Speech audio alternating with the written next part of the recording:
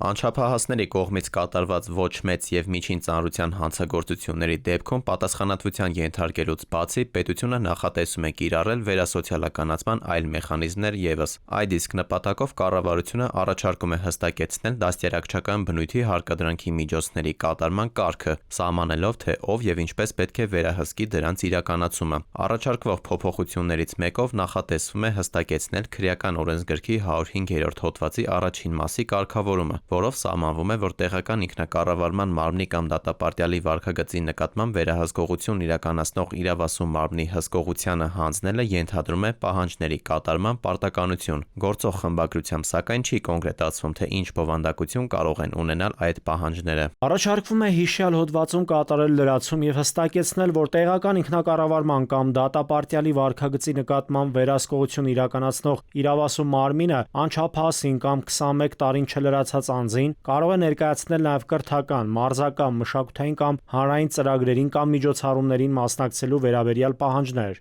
Այլ կերպ, առաջարկվում է նշված մարմիններին վերապահել անձի վրա կրթական, մարզական, մշակութային կամ հանրային ծրագրերին կամ միջոցառումներին մասնակցելու պարտականություն դնելու լիազորություն։ Փաստաբանների գնահատմամբ գաղափարը դրական է, սակայն դրա արդյունավետությունը կախված կլինի ոչ այնքան փոփոխությունների ընդունումից, որքան գործնական կիրառությունից։ Եթե վերահսկողություն ու դաստիարակչական աշխատանքը ձևական լինեն, ապա ակնկալվող արդյունքը դժվար թե ապահովվի, իսկ անհատական մոտեցման դեպքում, ըստ մասնագետների, հնարավոր կլինի նվազեցնել կրկնահանցագործությունների ռիսկը։ Այստեղ մենք շատ կարևոր հարց ունենք դիտարկելու, թե որքանով են երաշխիքները պահպանվելու, դա է հիմնական հարցը լինելու։ Երաշխիքները ավելի շատ կախված են նրանից, թե ցանկացած հարկադրանքի բնույթի գործողություն, որը պետք է կատարվի դաստիարակչական, կլինի կրթական, կլինի այլ սոցիալիզացման հետ կապված, սա պետք է հստակ աշխատանք լինի եւ ուղեկցվի անչափահասի անհատական աշխատանքով։ Այսինքն չլինի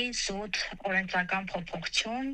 եւ որևէ իրական աշխատանք չլինի։ Մասնագետները պնդում են, որ երբեմն անչափահասները հանցագործություն են կատարում ընկերական շրջապատի ազդեցության տակ ընկնելու պատճառով։ Միևնույն ժամանակ մասնագետները հիշեցնում են, որ այսպիսի միջոցները դատական պրակտիկայում դեռևս հազվադեպ են կիրառվում։ Անպատասխան աշխատակիցներին այդ աշխատանքը պետք է տանեն, որպեսզի քրեական ենթամշակույթը զարգացում չապրի Հայաստանում։ Կոնկրետ անչափահասների մոտ մի այդպես շրջան կա, որ այդ շրջանում անչափահասները փորձում են ամեն ձև հակադրվեն իրենց ծնողներին, տեղական ինքնակառավարման կամ ոստիկանության աշխատակիցներին, առավել եւս։ Տվյալ դեպքում կարծում եմ վերահսկողությունը պետք է համաչափ լինի։ Մասնագետների գնահատմամբ առաջարկվող փոփոխության հաջողությունը կախված է լինելու ոչ միայն իրավական ձևակերպումներից, այլև նրանից, թե գործնականում որքան հետևողական, անհատական եւ համաչափ աշխատանք կիրականացվի անչափահասների հետ։ Դավիթ Թադևոսյան, ժամը լրատվական։